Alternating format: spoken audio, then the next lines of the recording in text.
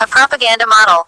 The mass media serve as a system for communicating messages and symbols to the general populace.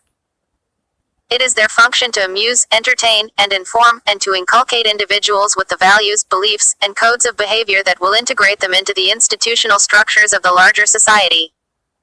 In a world of concentrated wealth and major conflicts of class interest, to fulfill this role requires systematic propaganda. 1. In countries where the levers of power are in the hands of a state bureaucracy, the monopolistic control over the media, often supplemented by official censorship, makes it clear that the media serve the ends of a dominant elite. It is much more difficult to see a propaganda system at work where the media are private and formal censorship is absent. This is especially true where the media actively compete, periodically attack and expose corporate and governmental malfeasance, and aggressively portray themselves as spokesmen for free speech and the general community interest. What is not evident, and remains undiscussed in the media, is the limited nature of such critiques, as well as the huge inequality in command of resources, and its effect both on access to a private media system and on its behavior and performance. A propaganda model focuses on this inequality of wealth and power and its multi-level effects on mass media interests and choices.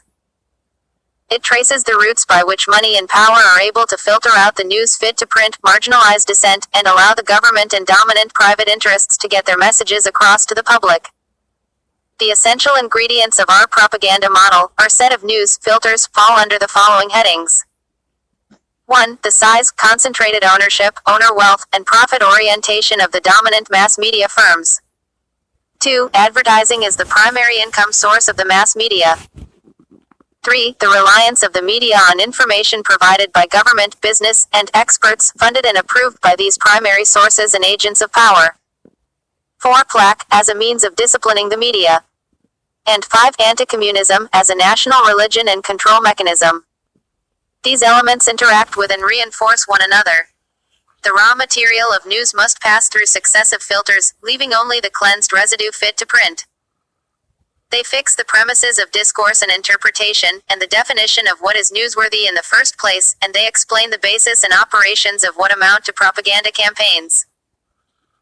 The elite domination of the media and marginalization of dissidents that results from the operation of these filters occurs so naturally that media news people, frequently operating with complete integrity and goodwill, are able to convince themselves that they choose and interpret the news, objectively, and on the basis of professional news values.